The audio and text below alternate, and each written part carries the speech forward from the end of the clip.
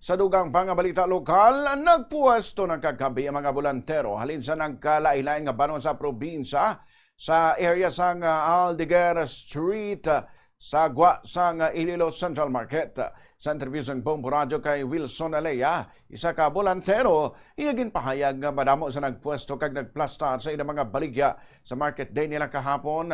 Nag-umpisa alas 6 ang gabi, tubtob alas 5 kay inasang kagahon. Suno pa sa iyang ang ila sistema sa karon nakabuligid sa ila palangabuyan kag nagapasalamat ini bangod ginhatagan sila sang maplastaran sa ila mga baligya agod hindi na magtalang-talang ang ila mga customers.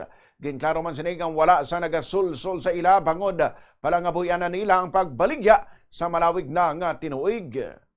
Ayayo man kapag damo man ng bakal. Okay man ang pisto ah.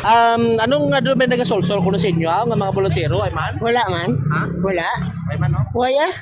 Pila na kami ka tuwing di ka bulante sa super. Wala pa yung ara na kami. Nabalian ang bolantero nga si Wilson Alea. Nabaluan nga nagpagwa sa schedule ang Iloilo City Government para sa Market Day sa syudad. Sa din kada Lunes mayara sa nagaplastar sa Central Market.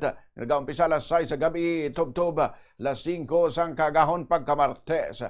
Sa Iloilo Terminal Market nagaumpisa ini Martes ang alas 6 ang gabi, tubtob Miyerkules alas 5 sa kagahon. Sa Haro Big Market adlaw sang Miyerkules halin ina sa alas 12 sa Udto, tubtob Huwebes, alas 12 man sa Udto. Sa Mandurriao Market, halin sa Biyernes ang alas 6 ang gabi, tubtob Sabado sa alas 5 sa Kagahon. Sa La Paz Market naman, adlaw sang Sabado sa alas 6 ang gabi, tubtob sa Domingo alas 12 sa Udto. Kag sa Arevalo Market, umpisa alas 12 sa Udto sa Domingo, tubtob alas 7 sa gabi.